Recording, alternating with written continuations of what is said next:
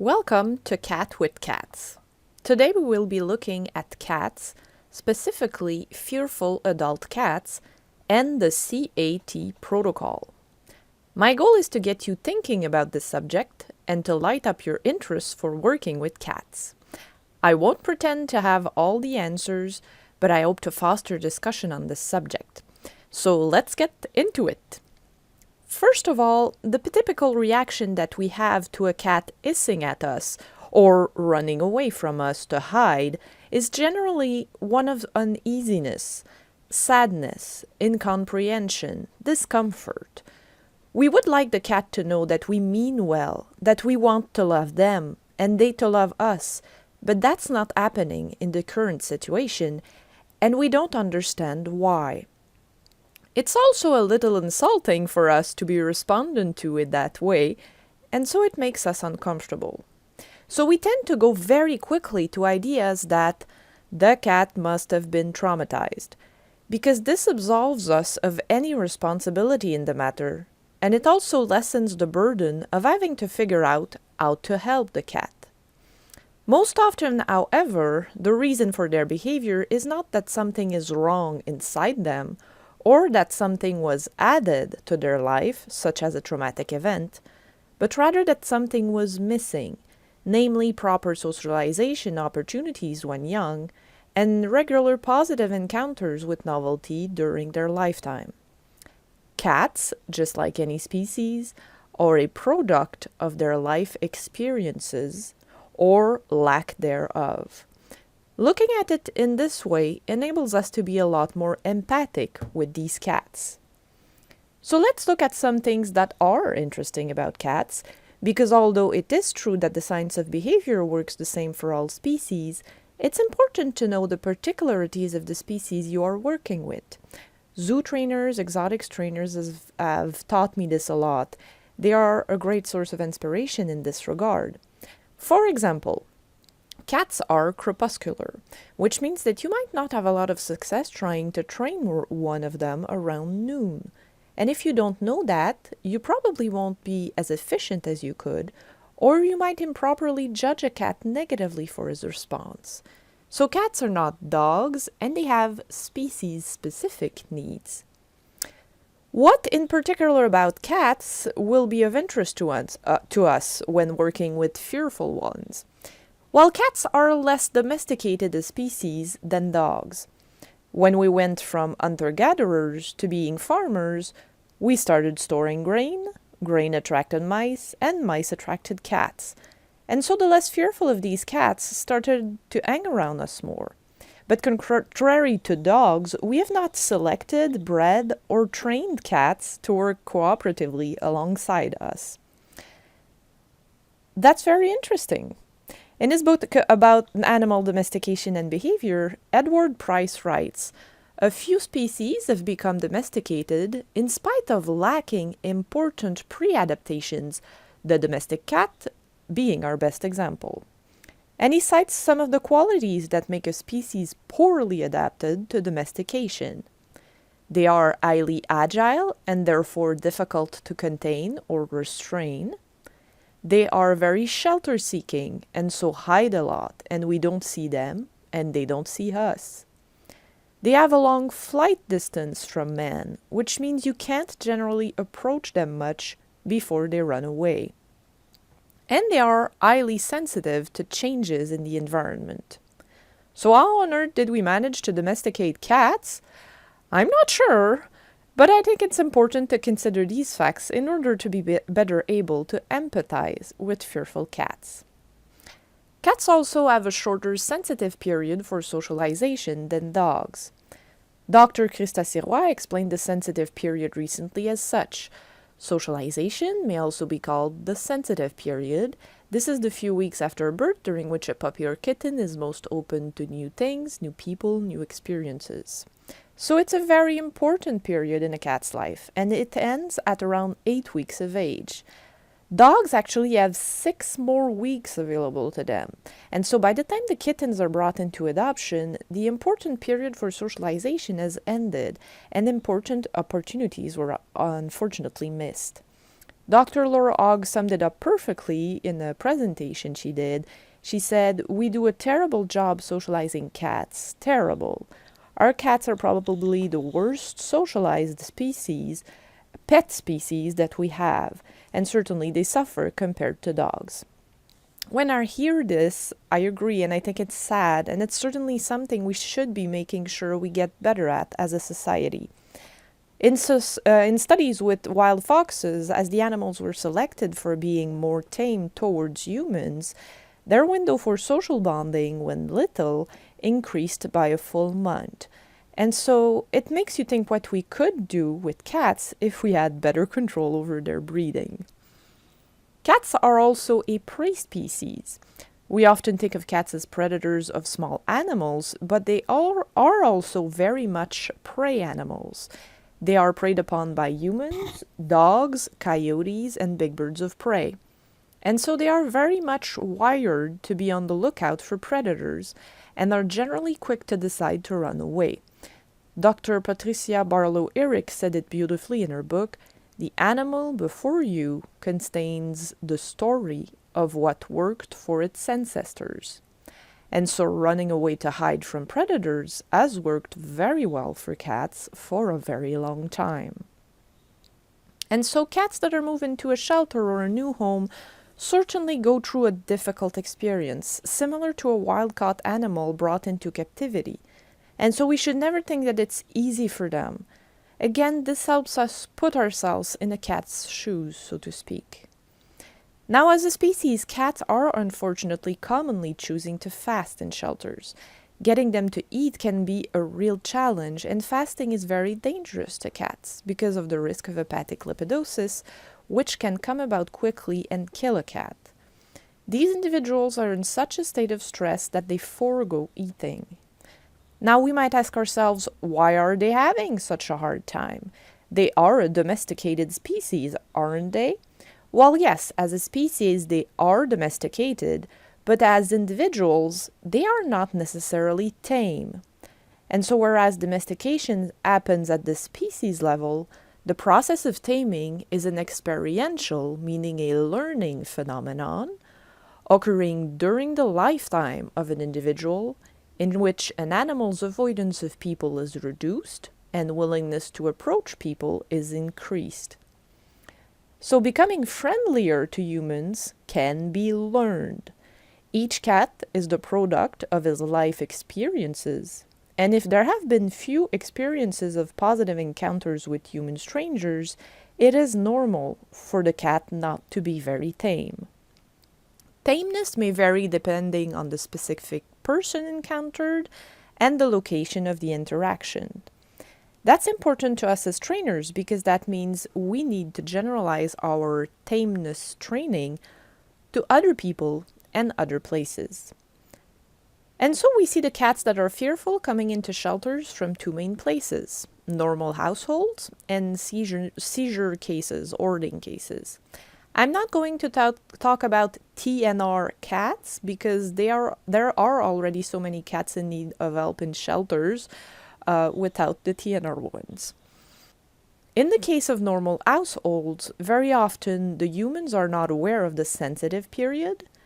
Cats are seen as disposable because they are wrongly perceived as being untrainable and as having no ethology, and are therefore given unenriched and unadapted lives. And this is setting those cats up for failure once they are brought to a shelter. In hoarding cases, the person often has so many cats, there is simply no way they can give attention to every one of them. Currently, what you will often hear about how to make fearful cats like you goes along these lines. Put him in a cage in a busy room of the house and have him deal with it. Try to touch him, and once you are able to pet him, he will be tamed. That's a very popular one. Put the cat in a tiny cage and feed him every day until he likes you. I'm not very comfortable with any of these. They rely on some sort of flooding and learned helplessness quite a lot. We would not force a child that tells us it's scared of us into contact. Why would we do it with cats? You will also notice that these suggestions never talk about the duration of time that taming will take. Now, concerning forced petting, considering that these fearful animals are often in a cage from which they can't escape, forced petting is really not a good idea because they have no control and they only learn that they have no escape potential and must endure it. You don't see the cats that I'm talking about pushing their weight into the person's hand. They are just stiff and unresponsive when petted, or they literally attack. And let's think about it for a second. Tactile is a primary reinforcer. You can get Tactile as a reinforcer by just rolling on your back. That looks really comfortable. Petting, on the other hand, is a conditioned positive reinforcer where your hand has been paired with the pleasant tactile sensation. At the massage therapist, Tactile is an appetitive for me because I'm in a safe place with a person I trust. Tactile feels good. On a subway platform, however, Tactile is an aversive for me because touch from a stranger in a public place is scary. So the same stimulus can have a varying value. An undersocialized cat in a cage is most likely not going to find touch from a human stranger pleasurable. We tend to think of cats as tactile creatures because they headbutt, allogroom, and rub against us, against other cats, and against objects. But that does not mean that touch is always a positive reinforcer in all situations, especially when they have absolutely no control over it and are fearful of us. And so I found myself asking myself questions about some of the cats I saw. There were often adult cats that didn't improve at the shelter after months, that didn't improve in foster families, and that came back from their adoption trials. If you're more into kittens, please go take Tabitha Kachera's webinar on socializing kittens. It is excellent on the Pet Professional Guild's website. My focus here is going to be on very fearful adult cats.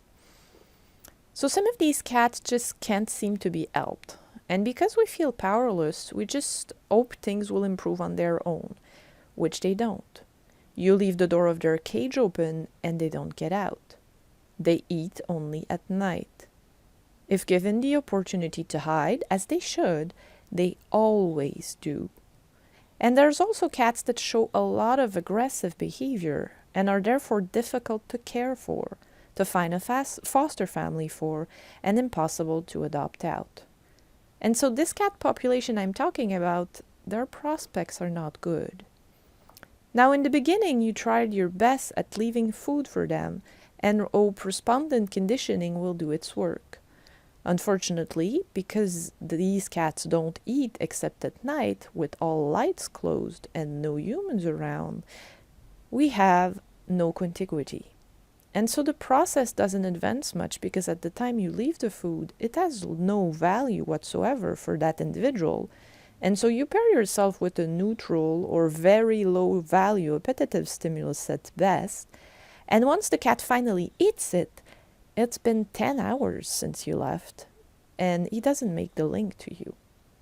The other problem with that when the cat doesn't eat is you don't know whether or not what you're leaving can have value for that individual, or if he finds it garbage. So you might be pairing yourself with a punisher instead of a reinforcer, with an aversive instead of an appetitive, which is the opposite of what we're trying to do. Cats that eat only at night and cats that have a very narrow definition of what food is are unfortunately common in shelters. And so let's look at why a given reinforcer or appetitive can vary in its value. This is an excerpt from Empowerment Training from Jane Jo Hare, and it explains that motivating operations are of type of antecedent condition that alters the value of a reinforcer. Things like deprivation, satiation, and fear will influence the value of your piece of chicken liver. Illness is another one. Hyperthyroid cats can be constantly desperate for food, Whereas cats that have a high fever might want to have nothing to do with food. The quantity of the sleep you had last night will also change the value of coffee as a reinforcer for you. And so the value of food is not always constant. If the cat is fearful, that can override any interest in training. Just think about if you're backstage waiting to do a presentation. You probably have a knot in your stomach because you have a bit of stage fright. And if someone comes to offer you fried chicken or chocolate, it probably won't help you. Under these conditions, food has no value whatsoever. So we'll now look at two clips taking a month and a half apart. It's the same cat, the same time of the day of the week, the same cage. I want you to look at her body language. In both clips, she's at the back of the cage. But in the first one, her whole body is very stiff. There's almost no movement. Whereas in the second one, she exhibits a lot of movement and is more relaxed. Look at her head, her neck, her ears. No formal training was given from me between these two videos. These clips just illustrate, well, how food can have quite a varying value for a given individual depending on the situation and their stress level.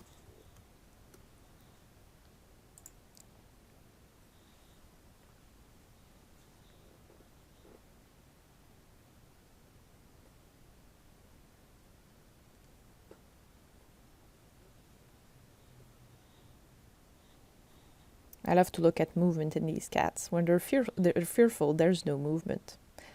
So that's not the same cat at all, and yet it is.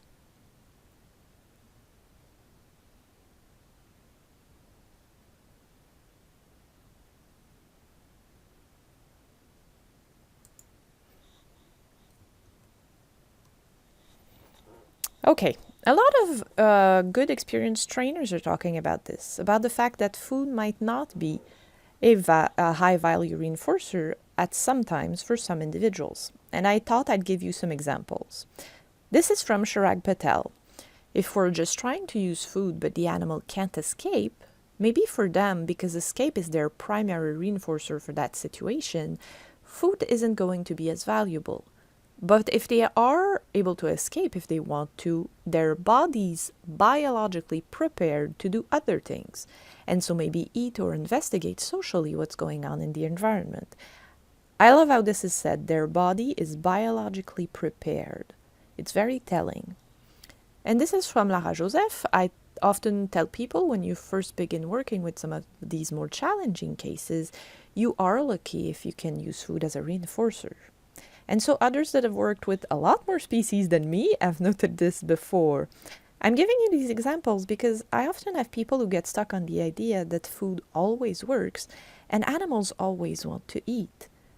And that's just not the case, and it isn't for us either. We don't necessarily always want to eat. I heard Dr. Chris Packel talk about something that touches along the same line.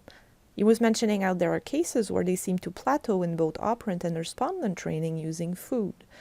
And so he says, there's a technique that we use sometimes in the practice that I call rewarding the recovery. We're watching for any sign of self-calming and essentially strengthening the animal's ability to recover physically and physiologically and emotionally by reinforcing those recovery patterns. This also touches on the fact that that things like heart rhythm and breathing are affected by consequences in the environment, and you can reinforce for recovery behaviors, as he calls them. Okay, so what are the reinforcers we will use in the C.A.T. protocol? Let's look at some common primary reinforcers.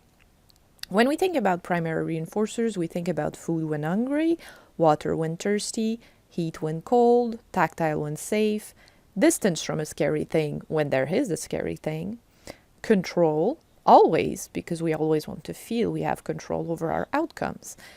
There are more, of course, but these last two are the ones that will interest us. We will use distance from us, and we will use sense of control. Susan Friedman talks about it saying that your ears are for hearing, your eyes are for seeing, your behavior is to control your outcomes. And so the example I will give you is the following. Let's say that you're walking on the sidewalk. and a car suddenly backs up from a driveway. You can actively jump back and avoid getting run over. Your behavior has effect. You are able, by your behavior, to escape the aversive, the thing you would rather avoid. Now let's say that as you jump back, the car swerves, continuing to back up, and starts to follow you on the sidewalk.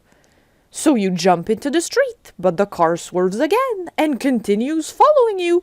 It's driven by a madman, and naturally it's quicker than you, and so you end up getting run over. Your behavior does not have effect anymore. Your jumping back and your jumping onto the street don't have the desired effect. No matter what you do, you cannot escape the aversive. When our behavior doesn't have effect, it means we can't access our appetitives and we can't escape or avoid our aversives. We feel powerless, and that's the start of anxiety, depression, and learned helplessness, because whatever we do, we can't affect our outcomes. Sense of control is really important to everyone's well-being. And I think it's pretty much the only primary reinforcer that's not very influenced by motivating operations, because it is such a constant need. On a side note, this is also why reinforcement, both positive and negative, is so crucial for well-being. Because in reinforcement, you learn to control your outcomes, whereas in punishment, you don't. Punishment only tells you might lose an appetitive or be subjected to an aversive if you do such and such, but it does not tell you how to acquire those appetitives and how to escape those aversives. A while back, I badly damaged my right hip, and for a while I actually realized that I could not run, I could barely walk, and that meant I could not escape a potential attacker. I was like that cat in a cage, that person on the sidewalk with the car backing up. My escape potential had been taken away from me. Being on the lookout for these kinds of instances in our daily lives make us more and more aware of the importance of feeling a sense of control in our lives, of being able to escape things that worry us. O'Hare writes, "Rehabilitating disempowerment and response depression involves gradually demonstrating to the subject that they can indeed effectively operate on their environment. If escape behaviors are currently not effective, there needs to be a history in which attempts to escape are successful." So what we want is for our learner to feel that he has control again over his outcomes and can now affect his environment, if he feels the need to. And shelter cats that have shut down badly need to gain back control. Okay, so let's take a quick look at functional reinforcers. Fearful cats will tend to display behaviors that can be at two ends of a spectrum. Some will be raging tigers that yell, growl, charge the front of the cage, and paw with claws out. Some will make themselves as tiny and motionless as possible, with their head tucked inside their neck, pretending not to be there. Now, what's the function of those behaviors? In the first case, it's to drive the aversive away. In the second case, it's for the aversive to go away without even having noticed the cat. So in both instances, the goal is the departure of the person without them having harmed the cat. If we go and give food, do we serve the function of this behavior? No. But when we leave, we do. What the cat wants from his behavior is to make us go away. The animal wants to obtain relief from our presence. The purpose of their behavior is to get our departure. That's what his behavior is about. And so we have two reinforcers that we're going to be able to use when working with these very fearful cats, and those are distance from us, which is a negative reinforcer, and sense of control. And these reinforcers have two very interesting advantages. First, they allow for more initial distance from the aversive stimulus than if we were to use food, because using food implies coming closer than we need to when using the CAT protocol. And so we can keep our learner lower on the stress scale. And the second advantage is that we are sure of our reinforcer's value. We are certain that these things are desired by our learner. Now, our goal should always be to keep our learners as low as possible on the stress scale. We do have to acknowledge, though, that that's not always possible, because the layout of the rooms we have to work with are not ideal, but also because sometimes the distance required for the individual to be very low on the stress scale would be so great that we would barely be able to see them. Think of the flight distance of some cats that you come by outside. We would need a football field. And so we won't necessarily be able to be super low on the stress scale, but we should try to do everything possible to be as low as possible. That will make our learning easier and be more humane. Okay, so now what is CAT with Cats? CATS stands for C.A.T, Constructional Aggression Treatment. Constructional fear treatment and constructional and fearful to friendly, F2F, are also the same protocol. Fearful to friendly has been used when talking about this process as applied to feral 5-month-old kittens. And aggression versus fear, so constructional aggression treatment versus constructional fear treatment, this just illustrates the spectrum of behaviors that we saw earlier fearful individuals might exhibit. So the raging tiger versus the tattoo cat. But these are all the same protocol. And the important word in there is constructional. A constructional approach means that we're going to teach our learner a new, broader repertoire of behaviors that will give him the same outcome as the limited number of behaviors he is currently exhibiting. At Clicker Expo in 2019, Dr. Rosales Ruiz explained the constructional approach this way. In a pathological approach, we teach the individual to cope with or tolerate the environment. In a constructional approach, we teach the individual to control their environment to access what they want. And he gave the example of giving a man a fish versus teaching the man to fish. So a constructional approach gives control back to the learner.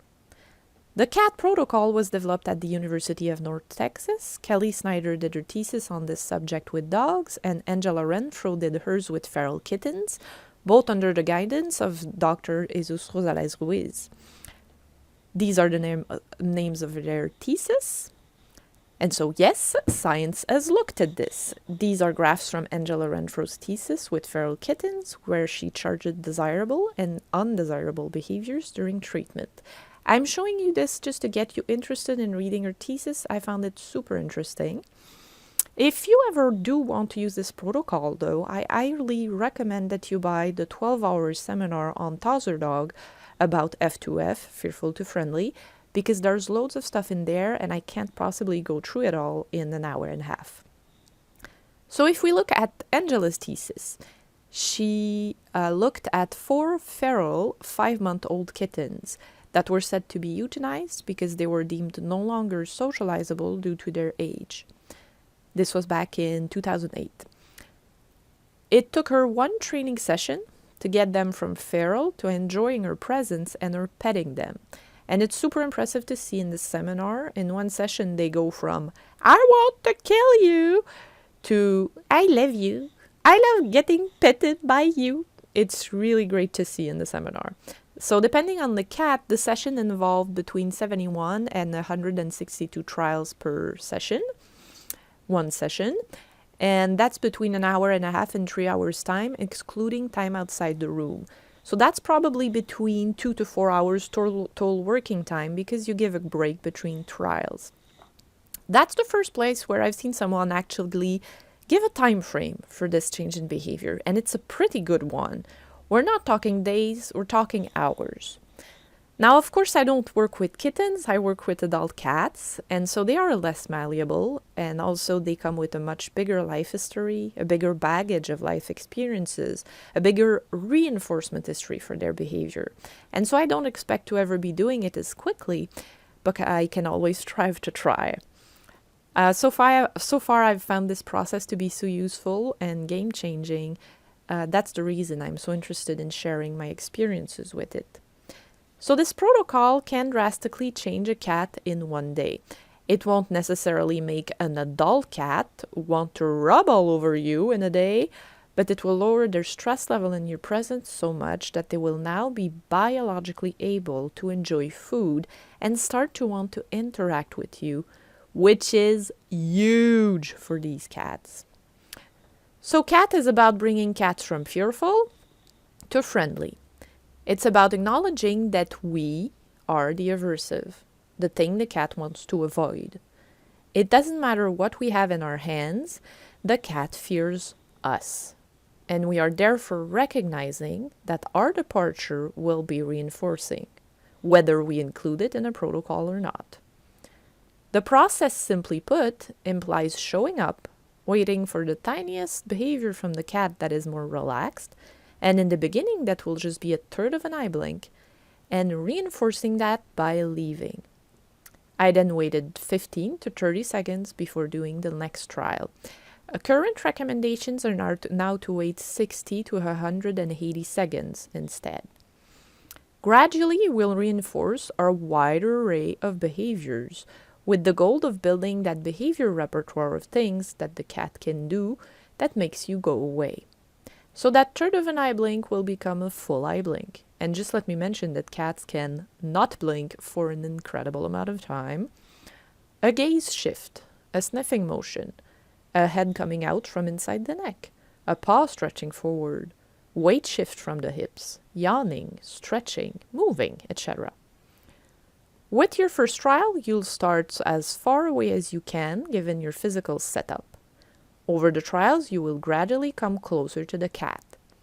The session should end once you've come to the switchover point where the animal does not find you threatening anymore. In C.A.T, we are reinforcing behaviors that foster a calmer emotional state. It's hard to be tense when you're yawning, and it's hard to be calm if you're yelling. The cat also probably gets the best sleep he's had in a long time because he's no longer scared of you showing up. And so that's most likely also helps assimilating the process made in the treatment session. In that long first session, you will get many trials. So let's say that you are doing a 3-hour session and you get 200 repetitions in those 3 hours. That's a huge reinforcement history in a really short time frame. And we're able to get that because satiation of the reinforcer of distance takes a bit longer than satiation of the reinforcer of food. And once that reinforcer of distance, of you leaving, is satiated, it simply means the cat isn't afraid of you anymore. He doesn't want you to go away, and that's what we want. Once the cat is staying with you, you will need to generalize your training to other places and other people, just like any other type of training. I see C.A.T as a process that works kind of like a conversation, learning about one another without distractions. Now, what behaviors do we want to reinforce? Well, we aren't difficult. We'll take anything along the lines of calmer behavior. This is my personal attempt at categorizing cat behavior. What we don't want are the things at the two ends of the spectrum that we talked about earlier. We'll take anything other than that. So we're not going for a specific behavior. In clicker training, you're starting with a wide range of behaviors and funneling it down to a precise one. In a constructional approach, you start from a limited behavior repertoire and expand it outward. Okay, I want to talk a bit about body language, which is not part of the C.A.T protocol per se, but which I find very important. In Edward Price's book, he mentions a study about how the way an experimenter approached pigs and how this influenced how the pigs acted around the experimenter. He says, the way in which humans approach animals and interact with them may determine the degree of tameness exhibited. And so we can help our learners stay lower on the stress scale by being mindful of our own body language.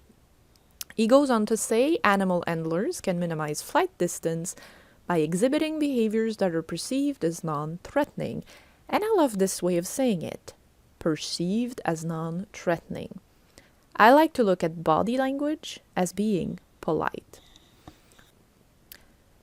And so whether you want to talk about calming signs, stress signs, cutoff signals, displacement behaviors, personally I think of all these as meaning I'm not in confrontation mode.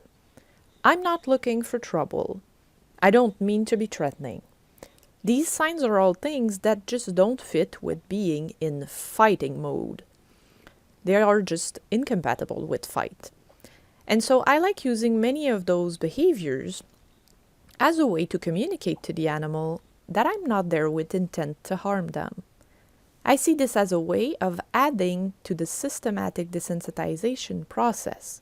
So I'm using the most distance possible initially from you, and I'm also trying to present myself in the least threatening way possible. Okay, we will look at some clips. You will first see some of the trials I did with Lily just to show you what this process can look like. We will see Lily exhibiting more and more relaxed body language as the trials progress, and you will see me coming closer. Of course, these are only a few of the trials that we did in that session. We will then look at some clips of cats exhibiting polite behavior, as I'll call it, just to get you to practice seeing these behaviors. And we will then look at some examples of how you might be perceived by an animal depending on your body language. So for this first trial with Lily, I'm at the most distance I can be, which is about 6 meters or 20 feet, and she is frozen. She's very stiff, but not attacking like she would when I was near the cage. I'm presenting myself sideways, but because I'm turning my head too much, my peripheral vision doesn't allow me to see the first few paw raises. First cat, first trial. I'm learning a lot from watching video afterwards. So I got that paw movement and I can reinforce that. And the lady is going away. This is much farther along and the same distance. She's already looking a lot less tense. Her paw is extended, her head is moving more freely. I moved my paw and she went away. I can do normal cat stuff and she leave. Is it gonna work again? It works again! That's so weird. And this is why cameras are really great, because when I leave I can see all the behaviors that I want more of on the computer screen. Next I'll be closer and it will take more time. I find that after a while they seem to want to observe us and figure us out more than they fear us. And so she'll scratch, and of course I can certainly reinforce that and leave.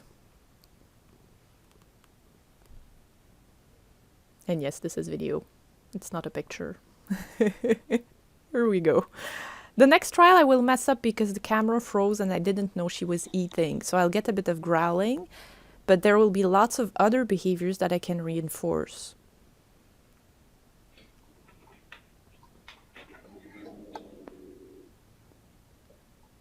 Lip licking, head movement, sniffing. Sure, no problem. Lily had practiced growling for a full month at the shelter. Ah, that made the lady go away again. I don't have to growl. That's so weird. A little growling. I'll try something else. Ah, that worked again! She's gone! That's so cool! Okay, so body language next. On the right, tongue flick and head turn. We'll have a tongue flick again and a huge head nod. Now. And then head nod in response on the left. My cat finds me annoying. We'll get a tongue flick, a head nod, and then a tongue flick, head turn, and sniffing. End of a play session. Tongue flick, tongue flick. Head turn and head nod. They are slight, but they are there. Everyone's being polite. Tongue flick, head turn and turn. And so this is a picture of a head nod and a yawn. The next clip is going to be courtesy of Barbara Heidenreich. I just want you to look at the size of the cat's head and how much movement is apparent. We're going to see it twice. With tiny domestic cats, everything is a lot smaller. So I want you to see the blinking, the head movement, jaw, the whiskers right now. Blink, jaw, head, whiskers, everything. Okay, so let's pretend you're a scared cat in a cage. And in those examples, there's no facial expression. Oh, that doesn't feel good. And I know I'm the one under that costume. Ugh, go away. What about now? That's already a lot less threatening, and that's just body angle. Closer. Oh, I don't like this. What about now? Well, that's not too bad. Throwing me a treat? Ah, that wasn't reassuring, and you could have presented yourself sideways at least. Coming to give me a treat? Ah, no. Okay, what if you're a free cat outside? When will you bolt? Right about now, I'm gone. No, you're not gonna get to give me that treat. I'm gone. Forget it. What about now? Oh, well, I was about to flee, but maybe now I'm able to stay and observe and learn about this scary human. Okay, so regarding body language, whatever type of training you do become aware of it. Film yourselves. It's hugely useful and helpful. We don't always realize how we present ourselves, and we do stupid stuff as humans, and I'm not the best at being aware of my body language, but I am trying to. So why use Cat with Cats? Well, because it's simple, clear, and empowering. Just like clicker training, animals pick up on it quickly, and they start controlling the situation. Just like we train them, they train us. We can't give these cats the possibility to run a kilometer away from us, but we can give them back the control to make us leave. Okay, some side notes. Generalization to strangers can be a lot easier in a shelter setting, and I know some shelters use this protocol, because you have access to a lot of employees and volunteers. And I need to thank all the people who came to help Lily, Vivian, and Elise. You guys rock. Thank you so much.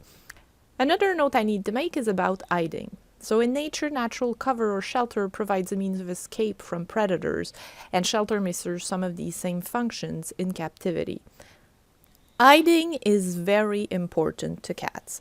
It's a coping mechanism. I provide hiding all the time except during the training session, because otherwise training would not be very efficient. In order for an individual to learn about what they are scared of and progress relatively quickly, they need to be able to observe you. Let's say you're walking outside and suddenly see a huge bug you've never encountered before on the sidewalk. Now you can choose to run away and hide behind the nearest house, but then you will be thinking, is it still there? Oh, maybe it started flying. It had big wings. What if it's coming my way? However, if instead you take 3 steps back and continue looking at it, you might then be able to calm down due to the added distance. You now also know where the bug is, and you will see if it starts flying in what direction. You can get your phone out and maybe find out it's not dangerous and it's actually a sign of a healthy environment, and you might then be able to start finding the sun's reflection on its wings kind of beautiful. And so you are de-escalating instead of escalating your emotional state. If you can't see what scares you, it will be harder for you to change your perception of it, and it might go really slowly. Cat actually gets cats to be interested in observing you. Within the first few trials, the cat calms down and you can see them observing you, not just staring. You can almost see the wheels turning in their head. So, I'm comfortable with temporarily removing the hideout in order for the cat to be able to progress quickly. Beth Adelman did a webinar on the same protocol a few years back, and she did the process by letting the cat hide underneath the sofa in the room where the cat was living, and she would bend for each trial so that the cat could see her. This is certainly another way you can go about it. You're not going to have as much distance when you show up, but the cat is going to feel more hidden. My point here is this: I don't cover and uncover a cage randomly. If there is no hiding opportunity, it's solely for the time of the behavior modification process during one session. I also need to mention that when Angela Renfro did this process with feral kittens, it involved a step with a brush on a stick, which is introduced gradually through the cat process. I do have some reservations about it because to some adult cats, touch is never pleasant or gets them too aroused. So we might think of hyperesthesia, for example. But I will certainly try it with my next cats because both Kelly and Angela have had good success with it. So far, I have waited for the cats to be out of the cage before petting them, and I either wait for them to approach me or I train it using counter conditioning with food and clicker training. Okay, so we will now look at some of my foster experiences. This was my first cat, Lily. Lily was a 4-year-old lady who was relinquished to the shelter because her owner was elderly and sick. She was described as being calm, loving, but fearful of strangers in her home. She was declawed in her front paws. At the shelter, Lily displayed these behaviors. As you approached her cage, she would growl, yell, throw herself at the front of the cage, and give paw swipes at you. Lily had initially come very close to euthanasia. She finally got vetted in a net, and she spent a month in the quieter adoption room of the shelter without improvement. There was a sign on her cage that read, "Not available for adoption." But it turns out that Lily was a true house cat. She was freaked out by being in a shelter, probably because she was undersocialized to humans and unused to novelty, but the person that had surrendered her had not lied. It just took a while for us to know that, because we didn't know for the whole month that she was at the shelter. Some of the things that were interesting about Lily.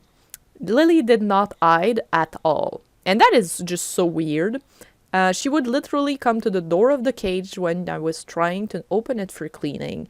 She taught me a lot about protected contact and using partitions to bring down everyone's stress level. She also had a very limited definition of what food is. So to this day, she does not eat anything that has wet content. I tried tuna water, sardines, baby puree, many canned cat foods, cheese, cream cheese, chicken liver, you name it. What the shelter had managed to get her to eat was a mix of adult, baby, and kitten kibble.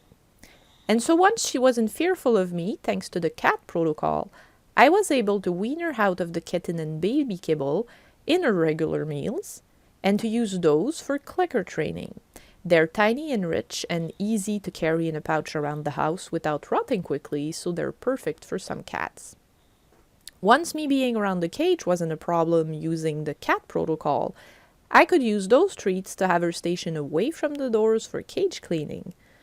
And because now she was comfortable enough to eat with me being around, that now went super well. Generalization to strangers was super interesting as she did not hide and really seemed to realize quickly that, hey, other people work like the lady too. So before I start the video, I do need to mention that there are some very threatening cat sounds in this video. So if you don't have headphones on currently, you might want to cut off the sound if you currently have cats around you. So these are the first 2 days before I did the training. I'm just making sure she eats and uses the litter box. I'm slowly uncovering the cage as per the protocol, but I don't do that anymore. I realize I didn't need to for the next cats. I'm just trying to figure out how to do the litter box.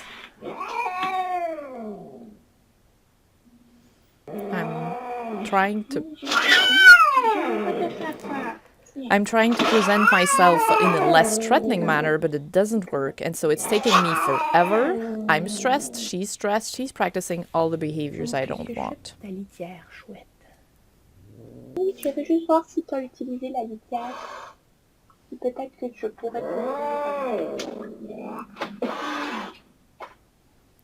This is the morning of the 3rd day before treatment.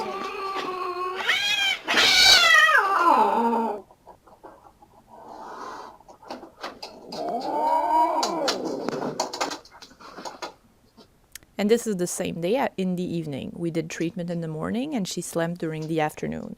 I'm aware I'm not on the same side of the cage, but that's not the point here. Just look at her body language. In the morning, she would have, me being there would have triggered so much aggressive behavior. She's lying down loaf style, her paws are not ready to flee, and her head and neck are not tense, they're fluidly moving. I'm coming to measure a partition and I'll get a tiny growl, but she'll move, and I can certainly reinforce that. Here we go. That goes, and then she goes back to loaf style. She's moving, she's not just going, oh, the person is coming near, I need to attack them. And so this is going to be the partition, and it's going to be pretty invasive, but she barely reacts. In the morning, this would have been terrible. And so I'll put this in and just wait for some head movement. I get a bit of growling, which she practiced so much at the shelter. Lip licking.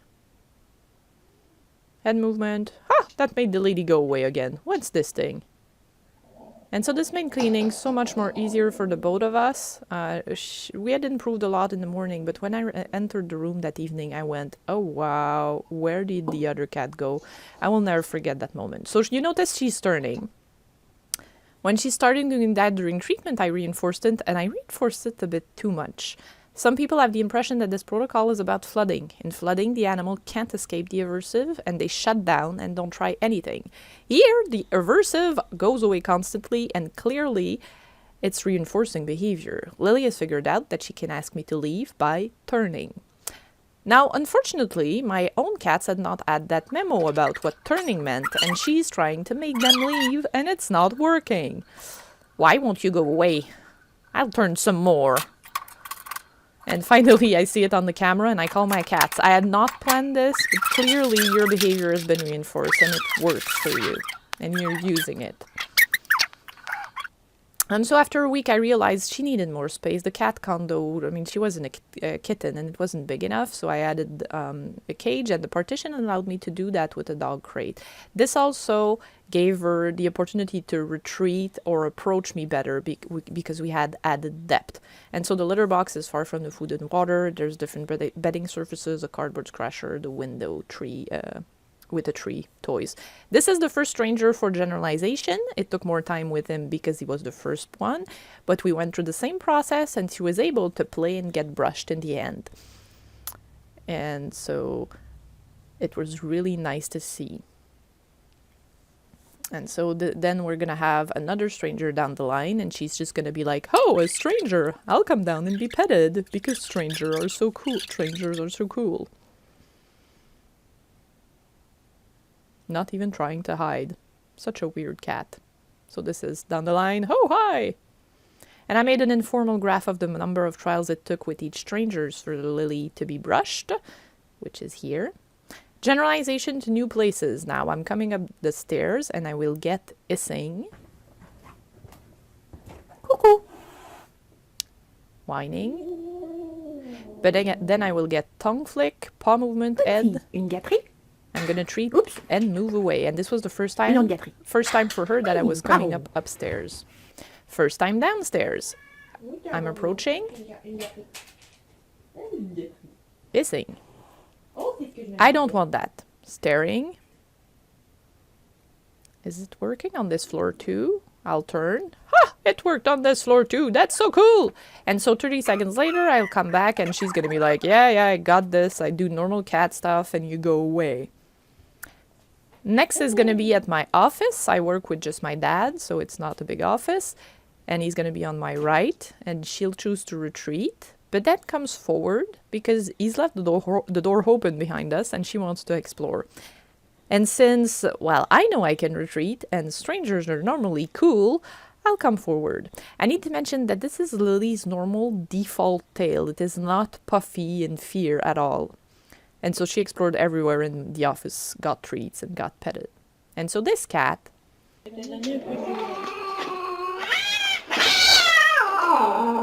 can be that cat. Je vais me frotter. Je vais gratter la madame. I made cats talk all the time. T'es mignonne. And so this is the cage I use for the other cats. Usually there are more hideouts, but this shows you what it looks like. And the partitions also, which you should really think about in advance, because both you and the cat are going to be a lot less stressed when you clean the cage, and it's going to go a lot more quickly. Corrugated plastic is very useful for that.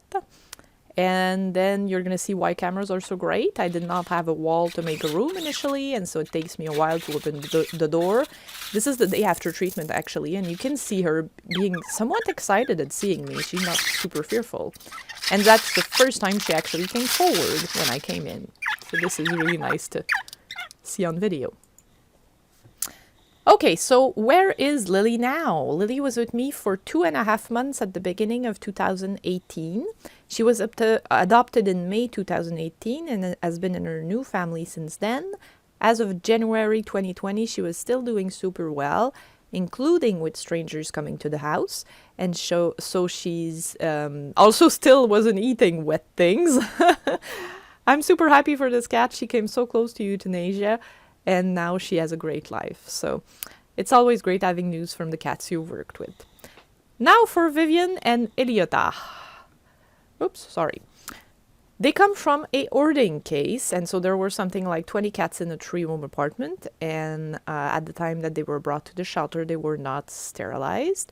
They are 2 and 3 years old, despite looking like kittens, especially the little white Vivian at 5 pounds.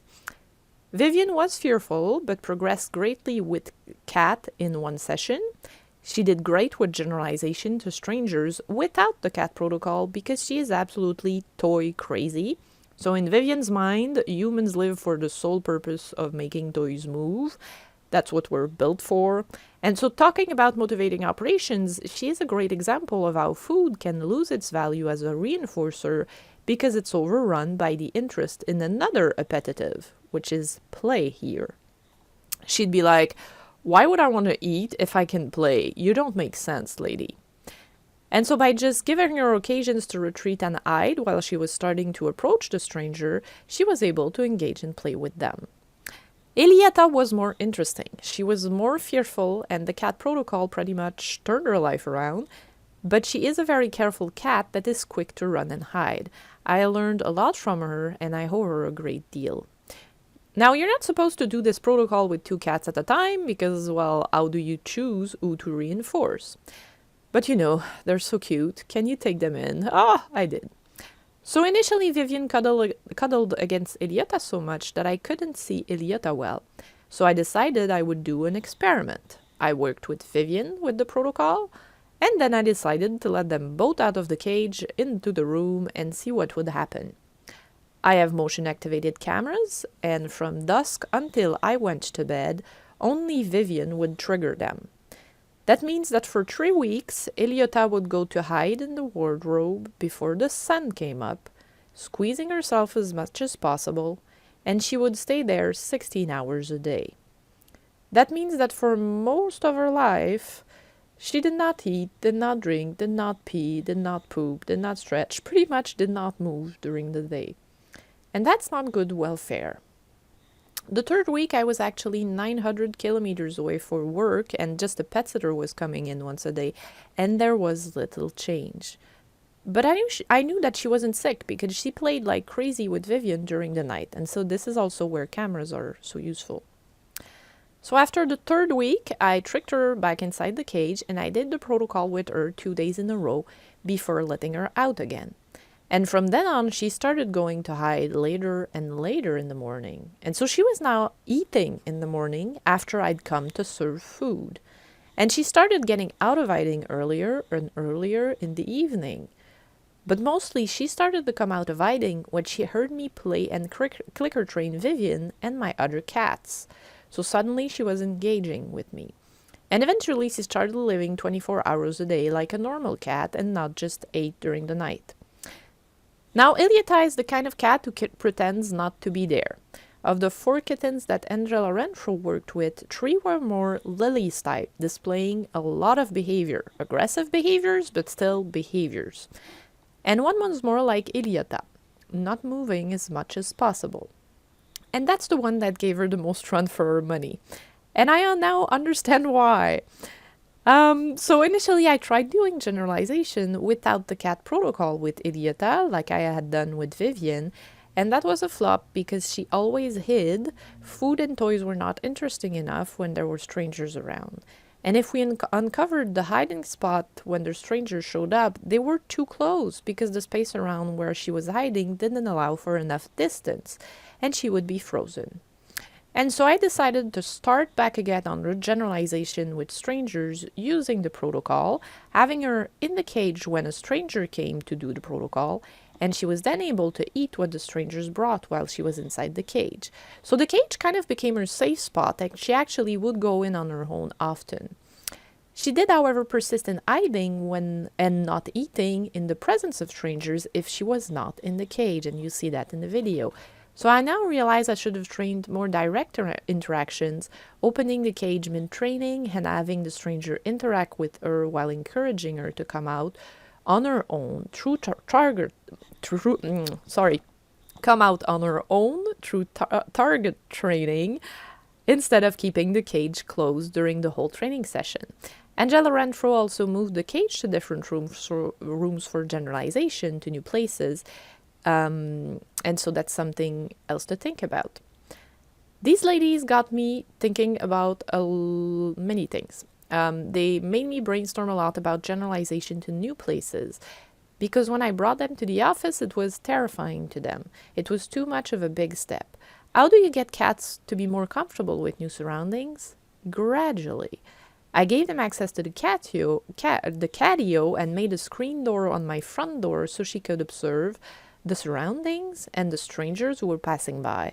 But in the winter, that would not be possible, so I'm still brainstorming about that. They also taught me about the importance of time of day. Eliota did much better with the stranger that came at 9 p.m. than with all the others that came around 5 p.m. Again, cats are crepuscular, so if I want you to progress more easily, I probably should plan my training accordingly. Okay.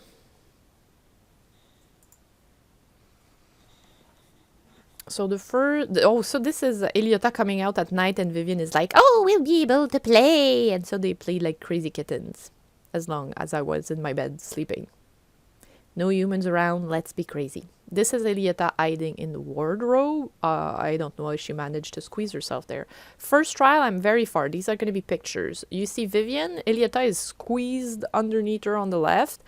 Same distance, Vivian might be a bit less stressed. She's not ready to flee. She's lying down. I'm near her, a bit more difficult, but not too bad. She's really observing me. And then, oh, a lot more relaxed. The paw is stretched forward at this distance. That's good. I had a bit more trouble with filming. I'm much closer, and she's actually like, well, maybe you're not that scary after all. You leave when I ask. This is Eliota on the left, completely squeezed in the corner, and my back is turned to them. And in a second, you see Vivian on the right. She's like at the front, like, well, you're not mean or anything. You're actually nice. So this is the end of the first session, and I'm throwing treats to Vivian, who's eating them. The only movement I get from Eliota is because she sees my hand and the food, but she's not eating at all, and she would just rather be 100 miles away. But Vivian is like, the lady is nice. So this is 3 weeks later. I'm at the farthest I can be, and this is hard for Eliota on her first trial. Gradually, she's not as hunched up. I'm a bit closer, actually. This is farther down the line, many trials later. Her ears are more perked forward. And then I start getting movement. And I show up and, retreating a bit, but I got so few movements, I actually took the retreating movement. It was better than not moving at all. Showing up, you moved a tiny bit, I'll take that. Now she's not even looking at me. She's like, well, this lady shows up, but she leaves when I move. This is weird. Maybe she's not as scary as I thought. Look at her head, it's not all hunched up in her body. Retreating a bit. I'm going to wait for something else. Blinking, I've had that a lot. Can you give me something else? Blinking, head movement. I'll take that. Oh, the lady moved away. Well, all right. And she's going to actually stretch her whole head upwards. Shows up. I'll retreat a bit, but I'll take that movement. And she's at the front of the cage, moving, but not freaking out. Well, perhaps I can go outside too. This lady is not as scary. I move and she goes away. She doesn't come closer. Now, the next trial is going to be harder because I'm much closer and is the first one at that distance. And Eliota had a little pirate eye. But down the line, I'm close and you're able to eat baby food. So that was a huge thing. Hello, Eliota, I'm interacting. And I'm leaving now because I see her grooming. So I'm not going to come forward. You're grooming, you're moving, you're doing cat stuff, paws fully extended. I'm going to reinforce that. And that got Eliota to sleep out in the open, to want to interact. You're going to see and to want to look at me like she was out before I was going to sleep and see what I was doing. So this is the end of the second session, the second day. I opened up the cage and started giving treats. giving treats for movement, for weight forward, for looking at me. And so that got her to move more and more and more. And so then we're going to see treating as far away as possible. So your weight comes forward, a paw comes forward, I'll throw you a treat, and if I'm good enough at aiming it, it's going to be farther than you are, which means you're going to get both the distance and the treat. I'm not trying to lure you. You decide what you want to do, and I'll give you distance as well as the treat with my throws. And then we could do target training, which Vivian had already learned, and start improving on that with clicker training.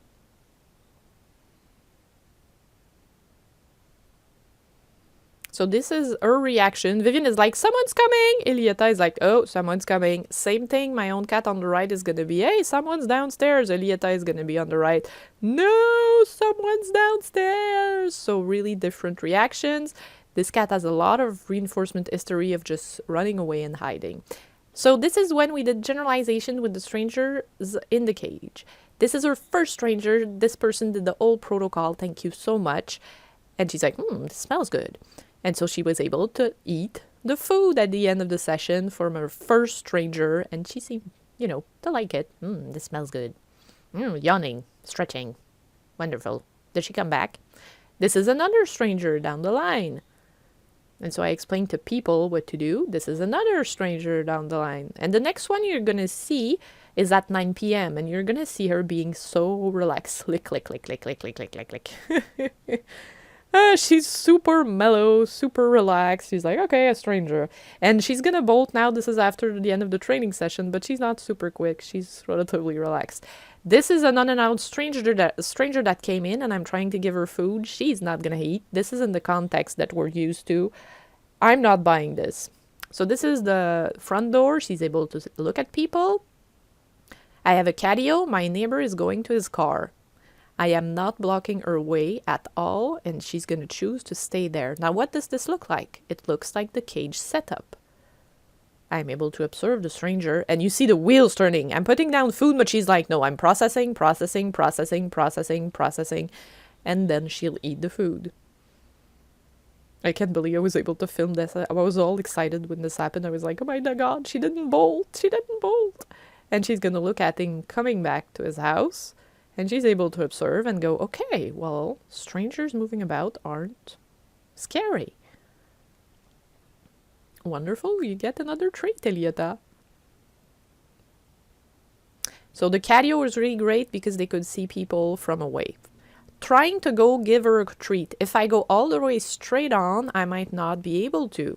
But this is way more polite, showing up, blinking, moving away. So these cats can also be these cats. And you shouldn't play with your foot. We did this only once, but is she cute. And so Mrs. Elietta, who actually loves to be petted. Oh, I miss her quite a lot.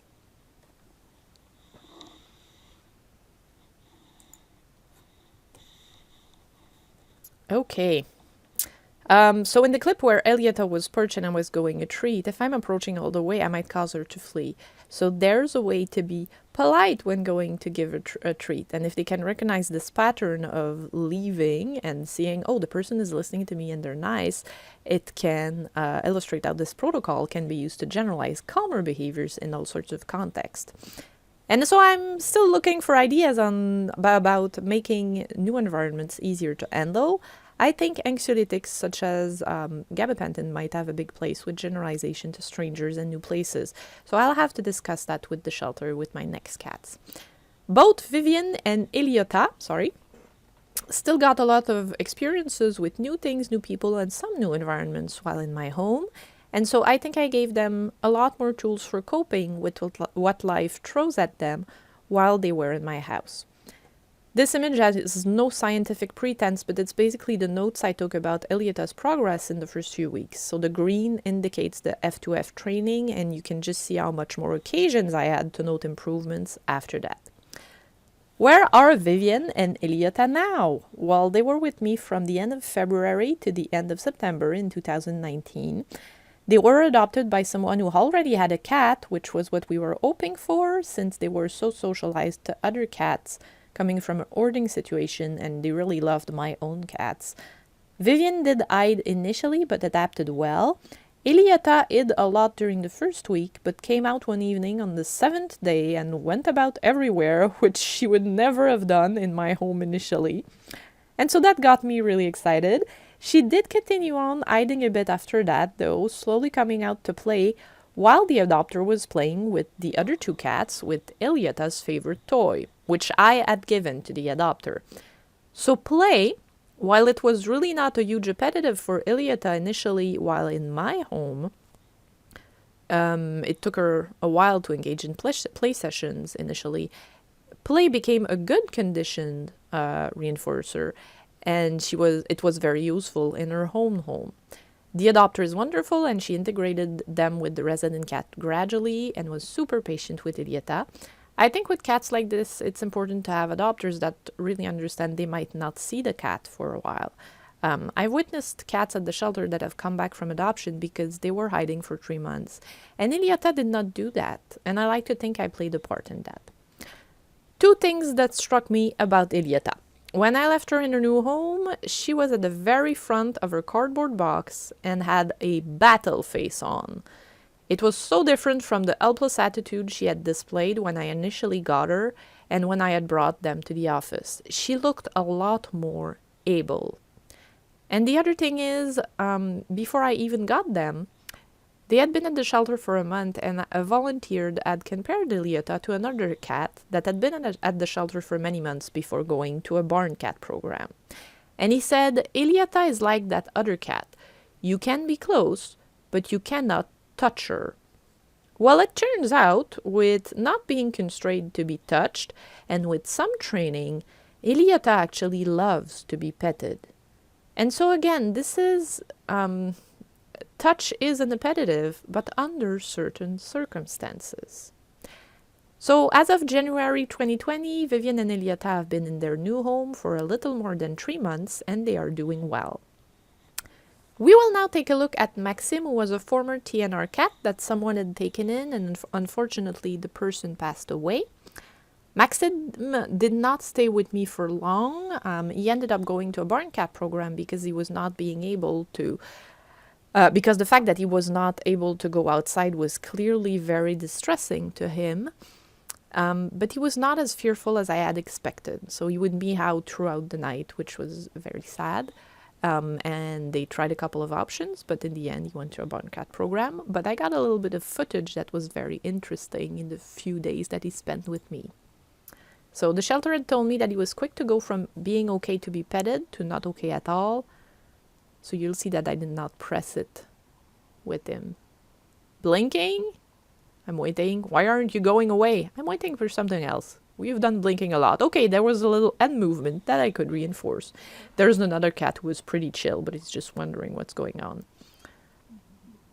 Movement? That makes the lady go away too. This lady is really polite. She goes away if I ask.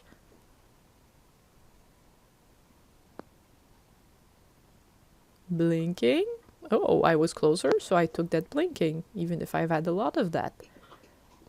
So down the line, I'm coming with the brush so it doesn't become surprising. What do you have in your hands? Little end movement? I'll take that. And so he's the first cat I tried the brush with. And introduced it gradually. This is farther down the line, and then he'll investigate it. So I let him sniff a bit. But on the next trial, he's gonna clearly tell me, nope, I don't want any of this, so I left it there. Because I knew that he was quick to switch from one state to the other. No, thank you, that was clear. We moved on to baby food. And we're gonna see a couple of trials of that. Will you sniff the syringe? Oh, head movement, sniffing. Okay, I'll leave some for you, and you can investigate it. Later down the line, well, it tastes really good. Targeting the syringe. I'll put some in there. And then we'll target the finger. So this was a TNR cat. I thought he'd be super fearful, and in the end, not that much. Thank you, this looks good. Lady is polite and she has good food. Okay. Okay, so I heard Chris Packel say this recently and loved it. If we are not actively teaching, we don't really have a whole lot of control over what the outcome might look like. And so I had a lot of periods with Vivian and Elise where I didn't train as much and just looked at what would happen or not happen. Partly because I had never had cats like these before. And honestly, not much happened unless I trained it. So I think once you've started this relationship by using the CAT protocol, if you want these cats to be adopted, you need to give them more tools to be adoptable. So go for clicker training and using food to train for petting.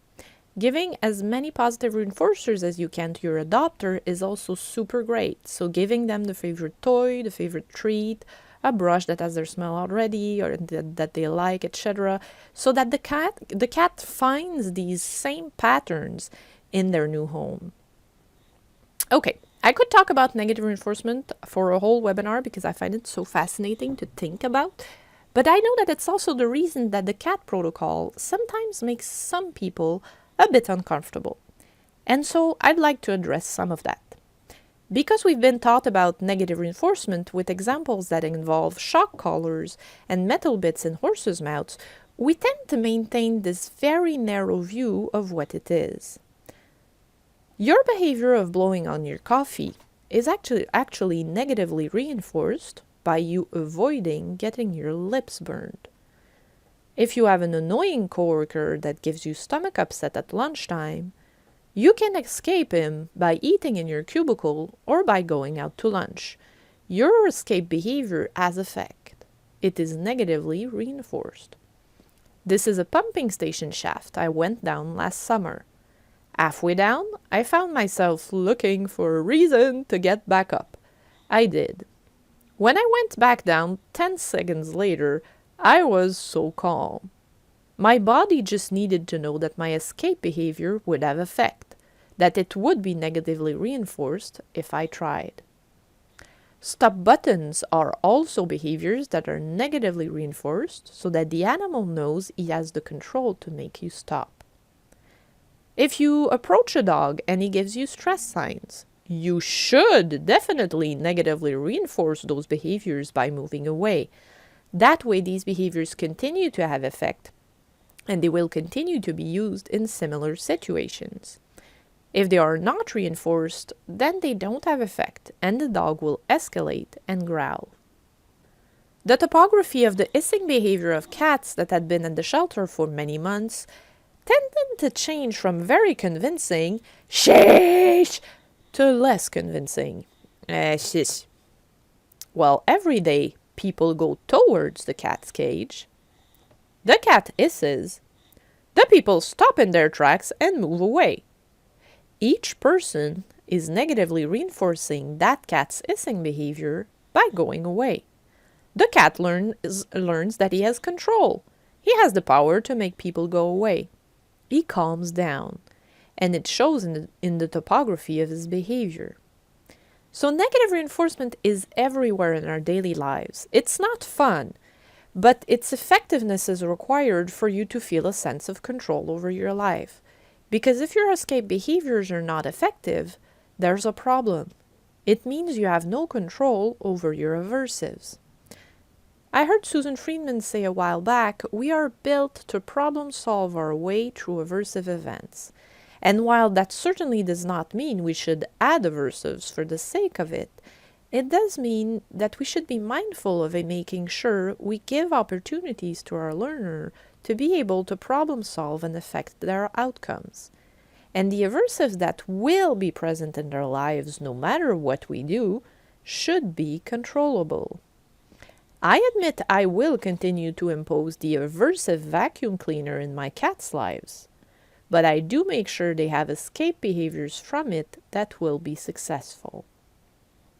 When we are working with a fearful, reactive, or aggressive individual, our training will involve showing or presenting an aversive. But our goal is for it losing its aversiveness, not for it to keep being aversive. I think we need to think and ask the person in front of us to describe what they are doing before we judge them from a term or a concept. I think sometimes we get so hung up on this idea of being as positive as possible that we lose sight of what reinforcer is the most important for the animal in front of us. Okay, so to recap, don't forget to think about what's the reinforcer's value and what's the behavior's function. When you leave after giving a treat, your departure is very much a relief to that animal that's scared of you. And you can very much reinforce recovery behaviors if you pay attention to them. I'm going to end with a quote and a story. So here's the quote. Ken Ramirez at Clicker Expo last year said, "Where I think deprivation gets us in trouble is the same place aversive tools get us in trouble. It's not that the tool itself is bad, it's just that as humans, when we use a tool, we tend to take it to extremes." So negative reinforcement is not bad itself. The way it is used is what determines whether or not it is humane. And so I would say, do recognize the potential aversives in your animals' lives, and do give your animals distance from their scary things when training. Why wouldn't we? We can never know what's going on exactly inside that animal. And if we know that the stimulus can be aversive to them, no matter how far away from it we are, why wouldn't we remove it or move away from it as part of our training? Just because we have food, it doesn't mean that getting distance won't be appreciated. Recognizing that, I think, makes us a lot more humane towards our animals. And this is actually a nice spot to add the last video. This is going to be Vivian's first strangers. There's ample opportunities for her to retreat. She's in control, she's free to move about, and you will see her giving herself the distance she needs. Gradually, she will come to play with the stranger who's on the right. Okay, so Vivian is at the back, coming forward a bit. She has ample opportunities to hide, cardboard boxes, bed sheet on a bench, a little cubey kind of thing, a tunnel. The stranger is on the right, and so she's like, well, maybe I'll come near a bit. She takes a bit of treats, and she's like, there's a stranger there? I'm not sure, I'll go back.